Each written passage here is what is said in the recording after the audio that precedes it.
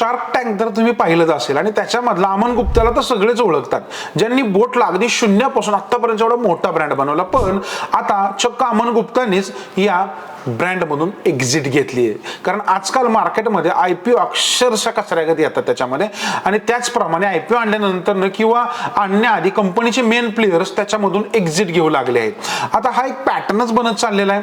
असंच झालं बोटच्या आयपीओ आधी. बोटचे को फाउंडर आणि सीईओ समीर अशोक मेहता आणि chief marketing officer Aman Gupta यांनी कंपनीने आयपीओ साठी अर्ज दाखल करण्याच्या फक्त 29 दिवस आधी आपल्या या कार्यकारी पदांचा राजीनामा दिलाय. त्याचबरोबर कंपनीमधून एम्प्लॉई सोडून जाण्याचं प्रमाण फायनान्शियल इयर 24 मध्ये 28% 2025 मध्ये 34% पोहोचलेलं आहे. आता महत्वाची गोष्ट म्हणजे फाउंडर आयपीओ पूर्वीच आपली ऑपरेशनल जबाबदारी कमी करत आहेत, हे एक विचारपूर्वक प्री आयपीओ पाऊल वाटत आहे याच्यामध्ये. आता हे स्टार्टअप जगातील नवनवीन एक ट्रेंड बनतात त्याच्याप्रमाणे बनतोय. आधी ब्रँड तयार करा, मग मोठ्या व्हॅल्युएशनवर व्हीसीपी कडून पैसे उभे करा आणि मग आयपीओच्या आधी त्याच्यामधून बाहेर जा. नंतर पब्लिक व इन्व्हेस्टरला सांभाळू द्या, त्यांना काय करायचं करायचं. आणि हो, आता बोटच्या पुढे काय होईल हे पाहण्यासाठी SKT ला सबस्क्राईब करा विसरू नका, कारण अशा इंटरेस्टिंग गोष्टी आम्ही इन डिटेल मध्ये घेऊन येत असतो.